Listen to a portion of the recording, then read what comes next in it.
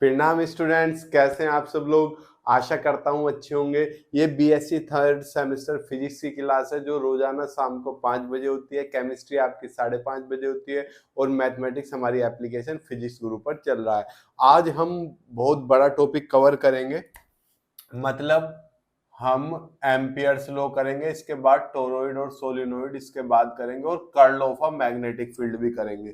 ठीक है, Ampere's law and its application आज मैं एक ही वीडियो में खत्म कर दूंगा।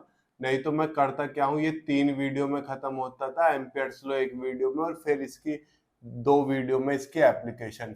आज मैं जल्दी जल्दी स्पीड से करूंगा और इसकी एप्लीकेशन खत्म करूंगा, छोड़ूंगा कुछ नहीं, पढ़ेंगे हम डेप्थ में ही। तो आज हम जो पहली हेडिंग है, पहली हेडिंग डाल लीजिए एम्पियर्स लॉ। आज हम एम्पियर्स लॉ पढ़ेंगे, फिर इसकी एक एक करके एप्लीकेशन पढ़ेंगे। तो एम्पियर आप जानते हो, आपने पता है एम्पियर किसका नाम है, करंट का ही यूनिट होती है एम्पियर।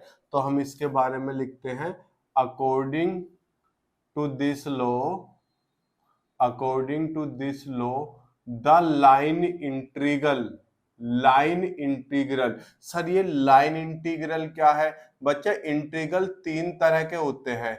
एक तो जब आप लेंथ के अलोंग करते हो, ये एरिया है, इसका इंटीग्रल लेंथ के अलोंग करते हो तो ये, वॉल्यूम के अलोंग करते हो तो ये, और सरफेस के अलोंग करते हो तो ये। और आपको मैंने लाइन इंटीग्रल वॉल्यूम सरफेस में कन्वर्ट करना ही बता रखा है, जिसमें डेल क्रॉस आ जाता है और डेल डॉट आ जाता है। चलिए, the line integral of magnetic field, of magnetic field B for a closed curve, for a closed curve is mu naught times, is mu naught times the current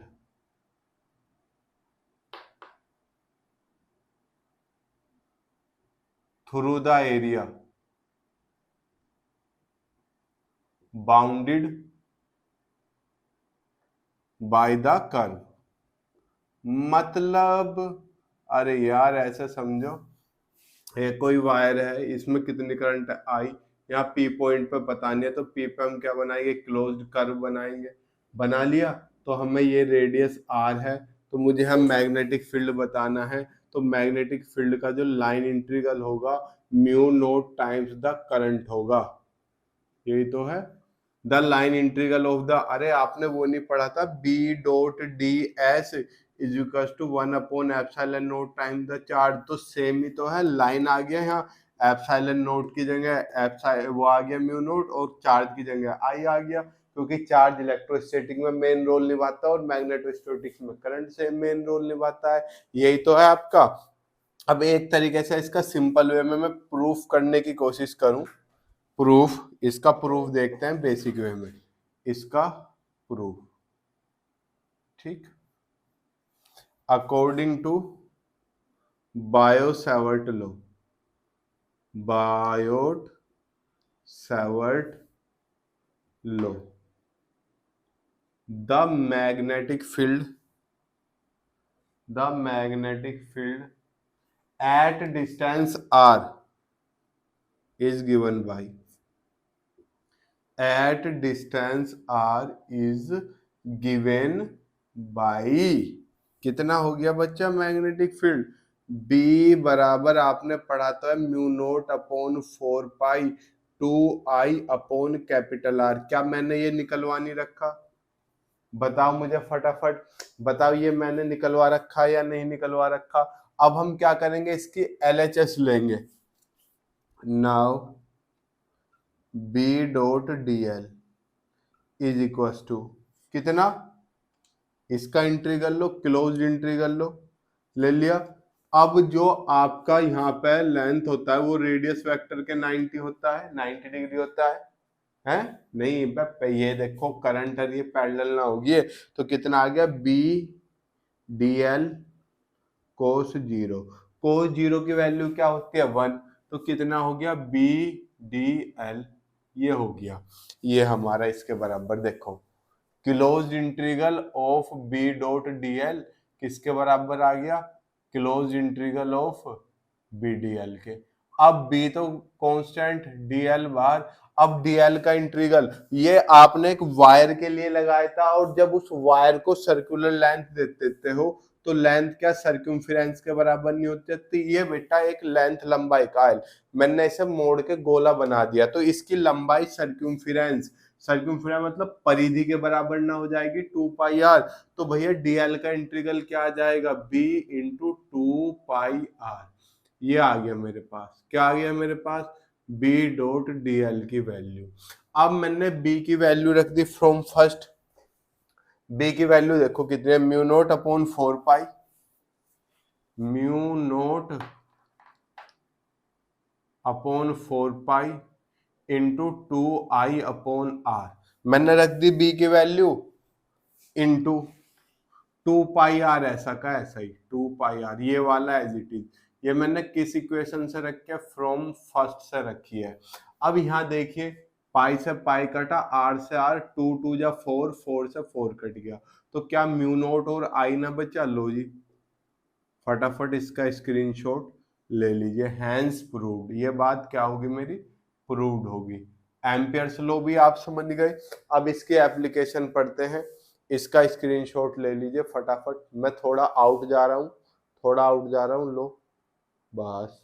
अब इसका screenshot ले सकते हैं आप easily, ले लिया। चलिए अब वो टॉपिक हम कर चुके हैं, अब नेक्स्ट टॉपिक की तरफ चलते हैं। रफ करने का टाइम भी मैं बचा रहा हूँ। डिफरेंशियल फॉर्म ऑफ एम्पियर्स लो। यहाँ पे एक टॉपिक और क्लियर हो जाएगा आपका साथ में, ठीक। आज हम क्लास में कफन बांध के उतरे, मतलब 3-4 टॉपिक हमें आज कवर करने। मेरा एक क्लास में वो टॉपिक होता था, एक में ये होता था, मैं टॉपिक वाइज पढ़ाता था। तो आप जानते हो फ्रॉम एम्पियर्स लॉ, अगर मैं आपसे एम्पियर्स लॉ की बात करूं तो एम्पियर्स लॉ में आप जानते हो बी डॉट डी एल का close integral equal to mu naught I, यही तो होता है। अब मुझे इसकी डिफरेंशियल फॉर्म लिखनी है, कोई रॉकेट साइंस नहीं है, सिंपल सी चीज है। ये क्या होगी, इक्वेशन नंबर 1 होगी। अब यहाँ पर लिखेंगे वी नो दैट, हम जानते नहीं हैं लेकिन फिर भी लिखना पड़ता है, या आप लोग जानते हो। वी नो दैट जो करंट होता है बच्चा, करंट डेंसिटी वो किसके बराबर होती है, करंट डेंसिटी जे किसके बराबर होती है बेटा, D I by D S. अरे current density current upon area, इसे जे से तो रिप्रेजेंट करते थे, तो यहाँ से डी आई किसके बराबर आ गया, जे डी एस के। तो मुझे करंट निकालनी है, तो करंट कितनी आ गई, integral J dot D S के। तो करंट की जगह मैं ये वैल्यू चिपका सकता हूँ, तो इसलिए फर्स्ट इम्प्लाइज, फर्स्ट में अगर मैं वैल्यू रखूं बी डॉट डी एल किसके बराबर आ जाएगा, mu naught integral J dot D S. ये मेरी आ गई। आप चाहो तो वेक्टर लगा सकते हो, बी डॉट डी एल भी वेक्टर फॉर्म में, ठीक है, और जेड भी वेक्टर है, दोनों भी वेक्टर ही होते हैं। अब यहाँ पे मुझे एक चीज बताओ, मुझे दोनों तरफ इक्वल करना है, तो जब मुझे दोनों तरफ इक्वल करना है तो मुझे यहाँ पे थ्योरम लगानी पड़ेगी, स्टोक्स थ्योरम भी थी और थी। तो हम क्या करेंगे, ऐसा लाइन इंटीग्रल को सरफेस इंटीग्रल में चेंज करेंगे, ठीक।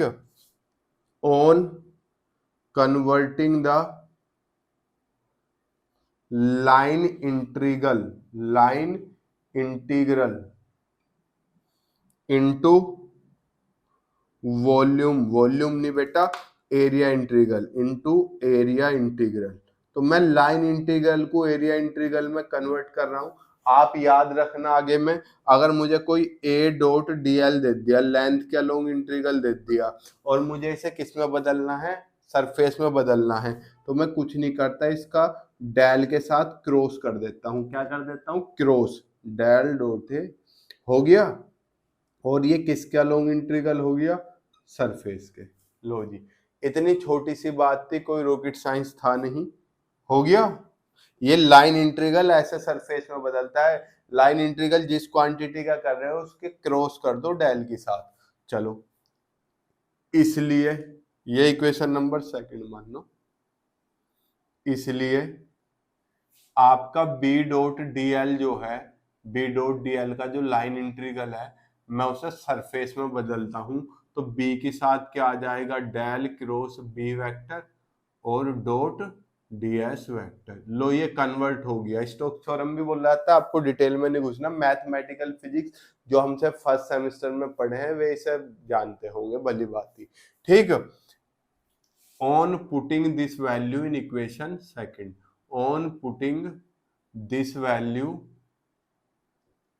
In equation second, in equation second, इस मान को समीकरण 2 में रखने पर, अब मैं समीकरण 2 में रखता हूं बी डॉट डी एल की जगह पर ये वैल्यू रखता हूं, क्या, del cross B dot D S vector रख दिया, बी डॉट डी एल की जगह पर ये वैल्यू इज इक्वल टू ये as it is mu naught integral J dot D S. अब देखो डी एस डॉट प्रोडक्ट में दोनों साइड है, इंटीग्रल भी दोनों साइड है, तो ये तो खत्म, तो बचा क्या इधर, कंपेयर करते हैं, अगर डेल क्रॉस बी बचा, इधर क्या बचा, म्यू नोट जे, और डेल क्या होता है बच्चा, डी वाई डी एक्स आई कैप जे कैप, तो क्या ये डिफरेंशियल ना हो गया, तो हेडिंग क्या थी, differential form of Ampere's law.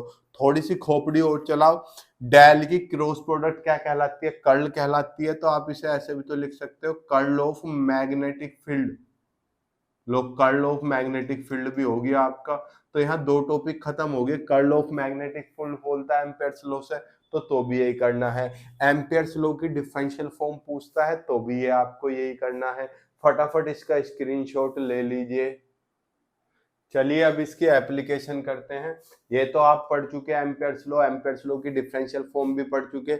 अब इसकी पहली एप्लीकेशन आती है, पहली एप्लीकेशन। अब हम क्या कर रहे हैं बच्चा, इसकी एप्लीकेशंस कर रहे हैं। एप्लीकेशन क्या है, मैग्नेटिक फील्ड, जो आपने बायो सेवर्ट में भी पढ़ी है, magnetic field due to a cylindrical wire, due to आनी ए सिलेंड्रिकल है, cylindrical wire, due to a cylindrical wire. अब आपको क्या मानना पड़ेगा, एक वायर मानना पड़ेगा, तो पहले हम एक वायर मान लेते हैं, let us consider a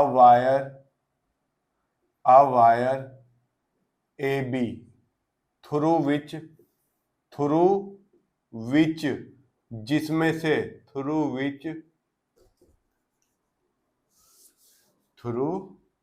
which current I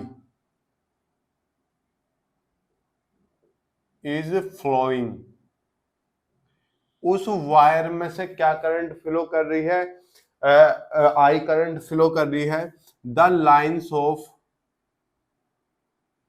magnetic field are concentric circles. अब आप देखो, आप बड़े आसानी से इसे कर सकते हो। अरे मैग्नेटिक फील्ड लाइंस ऐसे निकल रही है, ठीक है, ये मेरे पास कोई वायर है, ये रहा, थोड़ा बड़ा बना रहा हूं ताकि आप इजीली समझ सको, ठीक है। Let capital R be the radius of wire की रेडियस, जैसे ये यहाँ थे, ये इसकी एक्सिस है, ये इसकी रेडियस कितनी होगी बच्चा, कैपिटल आर इसकी रेडियस होगी। इतना तो आप समझ सकते हो, नो रॉकेट साइंस। अब इसमें से कितनी करंट फ्लो कर रही है, इसमें से आई करंट फ्लो कर रही है। तो यहाँ पे हमारे 3 केस अराइज होते हैं। First case, when point lies outside the wire. पहला केस, जब पॉइंट जो है वो क्या हो, इससे बाहर हो। मान लो पॉइंट यहाँ है कहीं, तो यहाँ पे जो हम सरफेस खींचेंगे वो ऐसी खींचेगी, ठीक, अकॉर्डिंग टू एम्पियर्स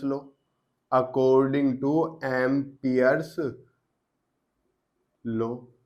तो बी डॉट डी एल किसके बराबर, म्यू नोट आई के, वही B D L cos zero parallel आ जाएगा। ठीक, तो क्या बचेगा, केवल बी डी एल बचेगा, म्यू नोट। अब मुझे बताओ इस हिस्से में कितनी करंट है, थोड़ा सोचने वाली बात है। मैंने कहा सिलेंड्रिकल वायर है, ये रहा दिख रहा सिलेंड्रिकल शेप में एक वायर है, इसमें आई करंट फ्लो कर रही है, कितनी करंट फ्लो कर रही है, आई। तो इस रीजन में कितनी करंट है, अरे यार ये कोई वायर है, मैंने कहा इस रीजन में कितनी करंट है, इस वायर में आई है, तो इस रीजन में तो कोई करंट नहीं, जीरो प्लस आई, तो आई करंट ही तो बैठ गई, तो आई की जगह क्या रहेगा, ऑलरेडी आई ही रहेगा। चलो इसमें तो कोई रॉकेट साइंस नहीं था। अब यहां से बी, अब ये जब कोसेंट्रिक सर्कल बनेगी तो यहां भी सर्कल बनेगा, तो इसकी लेंथ किसके बराबर आ जाएगी, इस सर्कमफेरेंस के, तो 2 pi R is equal to mu naught I.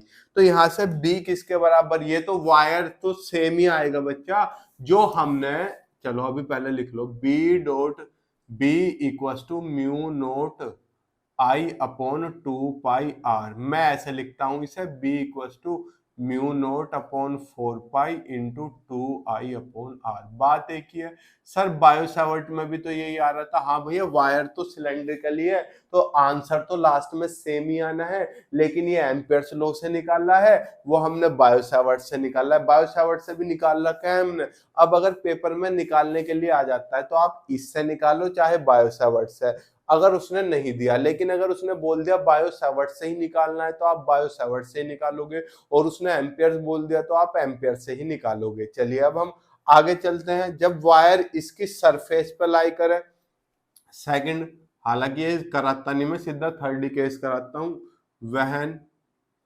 Point lies on surface of wire, यानी कि इसमें दोनों बराबर हो जाएंगे, क्या हो जाएंगे, बराबर। यहां पे बेटा स्मॉल आर लेना था, कैपिटल आर तो स्मॉल, ये सर्कमफेरेंस इसकी ली गई है ना,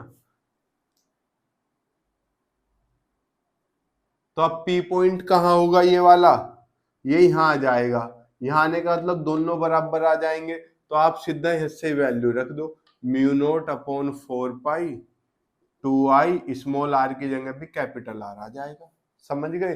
तो मुझे एक चीज तो बताओ, क्या सर क्या इस हिस्से में भी करंट आई होगी, अरे नलायको, देखो पेन कहाँ है, कहीं से पेन उठा लेता हूं तब आपको मैं दिखाने की कोशिश करता हूं। समझो ये कोई सिलेंड्रिकल वायर है, इस हिस्से में कोई पॉइंट पी है, तो इसमें कितनी करंट, इस वायर की करंट आई।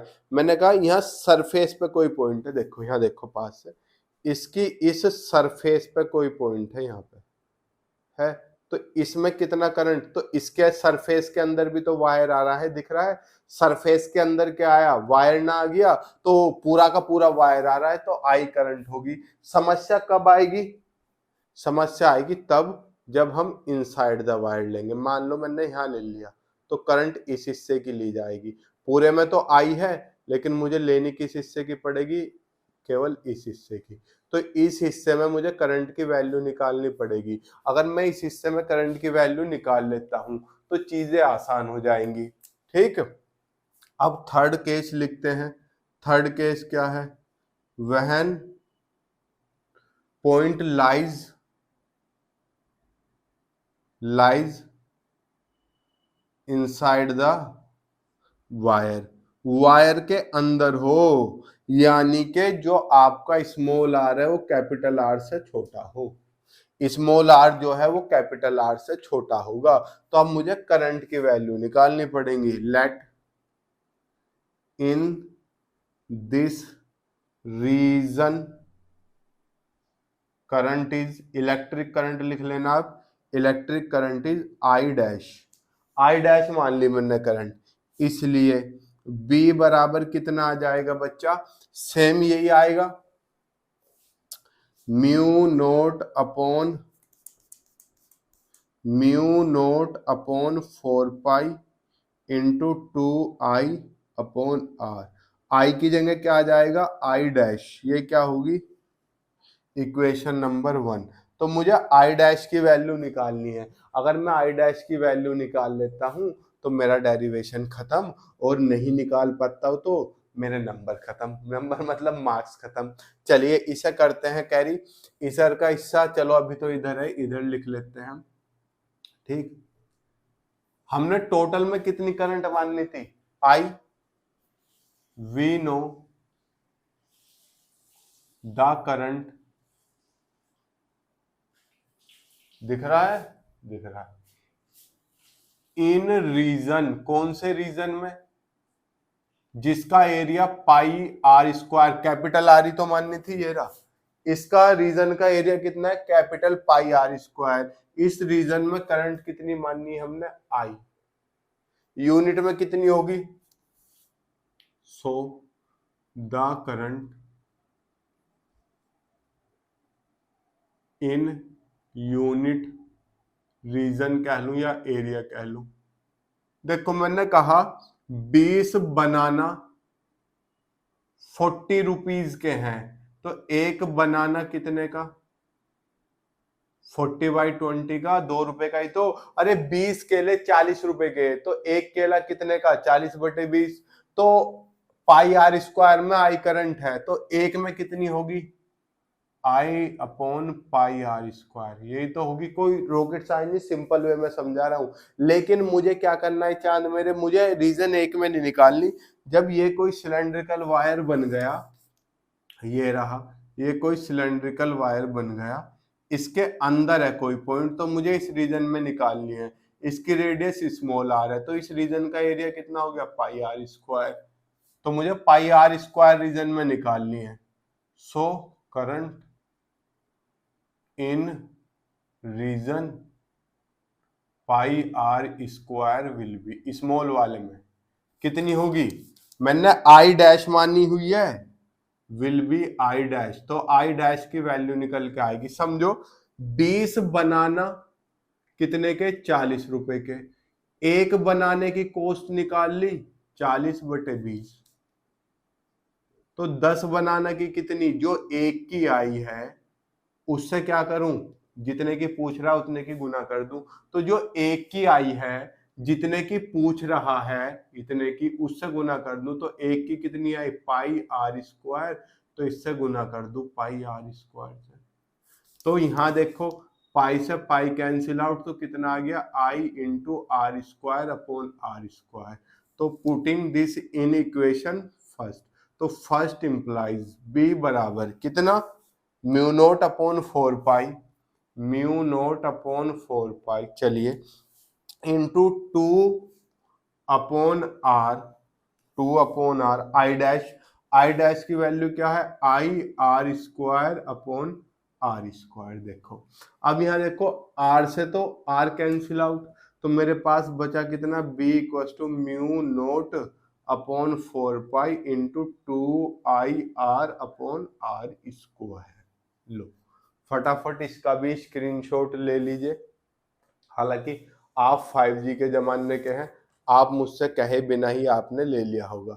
अब यहाँ समझने की कोशिश करो, ये एक मास्टर केस आ गया, क्या आ गया, मास्टर केस। इससे अब हम ये भी निकाल सकते हैं और ये भी। अब मान लो सरफेस पे था तो दोनों आर बराबर हो जाएंगे, एक आर से एक आर कट जाएगा, क्या यही रिजल्ट नहीं मिलेगा, इसमें भी सेम यही रिजल्ट होगा। फटाफट स्क्रीनशॉट ले लीजिए, आशा करता हूं ले लिया होगा, मैं रफ कर देता हूं। चलिए अब आगे चलते हैं, अब मैग्नेटिक फील्ड पढ़ते हैं सोलिनोइड के थ्रू और टोरॉइड के थ्रू, एप्लीकेशन का ही हिस्सा है इसकी एक। ठीक, तो क्या है, magnetic field, magnetic field due to a solenoid. Sir इसे तो बाद में कराना, पहले ये बताओ ये सोलिनोइड क्या है और टोरॉइड क्या है। देखो एक लंबी परिनलिका, सर ये तो आप हिंदी बता रहे हो, क्या कुछ नहीं, ऐसे मान लो एक स्प्रिंग नहीं होती, टू टू टू टू टू टू टू, ठीक, इसमें से मैग्नेटिक फील्ड ऐसे निकल रहा होता है, यही क्या है आपकी, यही आपका सोलिनोइड होता है। अगर इसे पकड़ के गोल कर दूंगा, कैसे, सर ऐसे, यही क्या बन जाएगा नलाइको, थोड़ी, यही क्या बन जाएगा आपका टोरॉइड। तो सोलिनोइड समझ गए और टोरॉइड भी आप समझ गए। अब इस सोलिनोइड की वजह से हम क्या निकालते हैं, सोलिनोइड की वजह से मैग्नेटिक फील्ड निकालते हैं। तो हमें पहले एक सोलिनोइड मानना पड़ेगा जिसकी लेंथ कुछ भी हो सकती है ना। तो हम क्या कर रहे हैं, let us consider a long solenoid, late us consider a long solenoid having an turns. मतलब ये जो डुक डुक डुक डुक डुक ये जो चक्कर आ रहे हैं कितने हैं, स्मॉल एन मान लू कैपिटल एन मान लू, जो आपका मन करे वो मान लो, ठीक है। let us consider a solenoid। अब इसकी लेंथ मानने में बड़ी कंफ्यूजन होती है। let us consider a solenoid having n turns per unit length। समझे? अरे यार, एक यूनिट लेंथ में n टर्न्स, हमें नू नहीं पता इसकी लेंथ कितनी है। अब 2 यूनिट लेंथ ले ली तो 2n हो जाएंगे, 3 यूनिट ले ली तो 3n हो जाएंगे, l यूनिट ले ली तो ln हो जाएंगे। इसमें कोई रॉकेट साइंस तो था नहीं, ये बेसिक सी चीज मैंने एज्यूम कर ली। Full stop. Let I be the current, I be the current in solenoid wire या वायर ऑफ सोलिनोइड, मैं शॉर्टकट में सोलिनोइड लिख रहा हूं, ठीक। ये मेरे पास सोलिनोइड है, ची ची ची ची ची ची ची ची ची, रख दिया। अब इसमें कोई मैंने बॉडी रख दी, रेड मार्कर उठा लेता हूं, कोई मैंने बॉडी रख दी, मान लो मैं हर एक एंगल पे लेने की कोशिश कर रहा हूं, ऐसे रख दी, ऐसे, ऐसा कोई प्लेट ही मान लो, चलो एज्यूम कर लो, ये ए है, ये बी है, ये सी है, ये डी है। इसकी लेंथ यहां से यहां तक कितनी मान ली मैंने, एल मान ली। कोई रॉकेट साइंस नहीं है।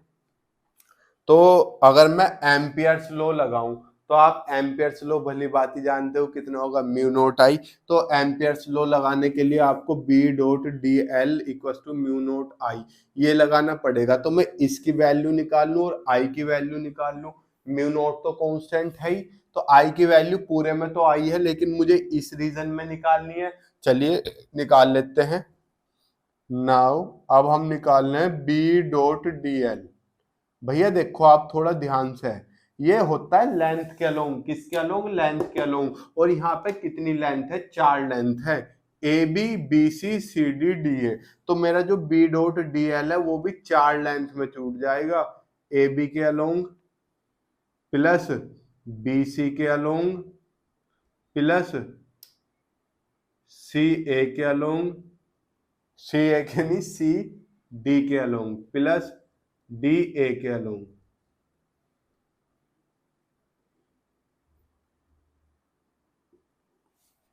अब मुझे अलग अलग निकालना है, ठीक। अब आप थोड़ी सी खोपड़ी लगाओ, थोड़ा सा मुझे बुद्धिमत्ता का परिचय दो, दिखाओ कि आप बीएससी के ही विद्यार्थी हो, नहीं तो माता रानी आपको पाप लगाएंगे अगर ध्यान से नहीं पढ़ोगे। तो बी डॉट डी एल की वैल्यू कितनी, अब देखो भैया B dot D L, A dot B कितना होता था, ए बी कोस थीटा। और ये जो थीटा एंगल होता था किस किस के बीच होता था, जिनकी डॉट प्रोडक्ट कर रहे हैं ए के और बी के बीच। तो अब इनकी डॉट प्रोडक्ट खोल लेंगे तो बी डॉट डी एल कितना हो जाएगा, बी डी एल, अब तो जरूरत भी नहीं, कोस। अब ए बी के अलोंग देते हो, मैग्नेटिक फील्ड तो ऐसे ही है और ए बी भी ऐसे ही है, ये रहा ए बी भी तो ऐसे ही है, तो कोस 0 पैरेलल हो गए ना, प्लस बी डी एल कोस। अब इसमें आओ, मैग्नेटिक फील्ड तो ऐसी है, अरे अभी तो बताया था वायर ऐसे होते हैं इसमें, ठीक। बीसी के अलोंग, बीसी किधर है, लेंथ एलिमेंट। अबे जब ऐसे है तो लेंथ एलिमेंट भी तो ऐसे ही आएगा ऊपर को, तो 90 ना हो गया कोस 90 प्लस ये किसके अलोंग था, ए बी के अलोंग, ये किसके अलोंग है, बीसी के अलोंग, प्लस सी डी, देखो C D B D L cos 0। C D के 0 क्यों, आपका मैग्नेटिक फील्ड ऐसा ही हो, ऐसा सर 180 लिख लो, 180 लिख लो, कोई फर्क पड़ना नहीं है। क्यों, क्यों जीरो बन जाएगा सर? ये जीरो क्यों बन गया? अरे ये तो सोलिनोइड से बाहर है, सोलिनोइड के अंदर ही तो मैग्नेटिक फील्ड है, बाहर तो मैग्नेटिक फील्ड नियरली जीरो हो जाता है, नेग्लिजिबल होता है। CD तो साइड आउटसाइड ही है। चलो अब DA के अलोंग देखो, DA के अलोंग कितना हो जाएगा? BDL कोस 90। आपको पता है कोस 90 की वैल्यू भी जीरो होती है, तो ये भी जीरो, ये भी जीरो, तो B.DL कितना हो जाएगा? बस AB के अलोंग बचेगा, AB के अलोंग, क्योंकि कोस जीरो की वैल्यू 1। ये भी जीरो, ये भी जीरो, ये भी जीरो, ये भी जीरो, ये भी जीरो, ये भी जीरो। अब यहाँ पे एक बात समझो, इसे मेंशन कर दो, DC is outside the solenoid, so there will be negligible magnetic field, negligible magnetic field along CD। तो CD के अलोंग मैग्नेटिक फील्ड नेग्लिजिबल होगा, इसके मतलब ये जीरो हो गया।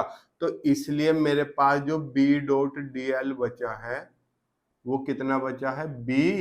और लेंथ, लेंथ कितनी है मेरे चांद? अरे लेंथ L ही तो है, तो इंटीग्रल DL का लिमिट लेंगे 0 से L तक, तो L ही ना आ जाएगा, तो ये मेरे पास आ गई B.DL की वैल्यू, तो मेरे पास निकल के आ गई। ठीक, अब अगर हम इस हिस्से में करंट निकलवाएं, here the value of current will be, कितनी होगी? NLI। बाउंसर ऐसे टप्पा खाया ट्यों चलेगी उड़ गई मेरे सिर से। अरे यार एक चक्कर में कितनी करंट है? I। 2 में कितनी होगी? 2I। 3 में कितनी होगी? 3I। N चक्कर में कितनी होगी? NI। पर N तो पर यूनिट लेंथ है ना, एक यूनिट में N है, मैंने लेंथ कितनी ली है? L, तो L यूनिट में कितने चक्कर होंगे? LN, तो उनमें करंट कितनी होगी? LNI। इस बात को लिख लेना। क्या? एक चक्कर में I करंट है, अब इसमें कितने चक्कर आ रहे? I 3I, 4 चक्कर होते 4I, 5 चक्कर होते 5I। हमने मान लिया लेंथ L है और पर यूनिट, एक यूनिट में N चक्कर है, तो L यूनिट में कितने हो गए? LN चक्कर। अब एक चक्कर में I करंट है, 2 में 2I, 3 में 3I, तो LN चक्कर में कितनी करंट होगी? LNI। तो टोटल करंट कितनी होगी? LNI। ठीक, सो फ्रॉम एम्पियर्स लॉ, अब लगा दो Ampere's law. From Ampere's law, Ampere's law क्या कहता है? B.DL is equal to mu naught I। अब वैल्यू रखते हैं, B.DL की वैल्यू तो BL होगी, म्यू नोट I की वैल्यू NLI। अब देखो L से तो L कैंसिल आउट, तो सोलिनोइड की वजह से जो मैग्नेटिक फील्ड आ गया म्यू नोट NI आ गया। ठीक है, स्क्रीनशॉट। अब किसी बुक में ऐसे भी लिखा हुआ है, हमने मान लिया लेट, यहां दिख रहा है लेट, किसी बुक में कैसे लिखा हुआ है? Let total turns is equal to N। यही हो गया ना, टोटल टर्न्स कितनी होगी? N, तो N किसके बराबर है? NL के, तो यहां से स्मॉल n की वैल्यू कितनी आ गई? Capital N upon L। तो इसलिए B बराबर कितना? म्यू नोट N की जगह कैपिटल N अपॉन L रख रखा, इससे कोई फर्क नहीं पड़ना, आप यहां तक ही करना। स्क्रीनशॉट ले लीजिए। देखो बेटा, ये रफ करने का भी समय बच रहा है, मैंने कम से कम 10 मिनट बता दिया आज रफ करने की। ले लिया स्क्रीनशॉट? चलिए आगे चलते हैं। अब टोरॉइड बहुत इजी है सर, अब की बार रफ क्यों नहीं किया? क्योंकि मैं तुम्हें टोरॉइड इसमें ही समझा दूंगा। हमें magnetic field due to a toroid निकालना है। क्या निकालना है बच्चा? टोरॉइड। टोरॉइड मैंने क्या बताई थी? इस सोलिनोइड को पकड़ के गोल कर दो, ठीक। तो जब इस सोलिनॉइड को पकड़ के क्या कर दोगे, गोल कर दोगे, टू टू टू टू टू, तो यही क्या बन जाएगा चांद मेरे, यही आपका सोलिनॉइड बन जाएगा, टोरॉइड बन जाएगा। तो अब मान लो इसमें आई करंट है, तो इसमें कोई पॉइंट यहाँ है, उसकी रेडियस लेंथ कितनी मान ली, एल। तो सारा प्रोसीजर सेम। तो हमारे पास बी कितना आया था, म्यू नोट एन आई अपॉन एल, ये आया था फाइनलाइज।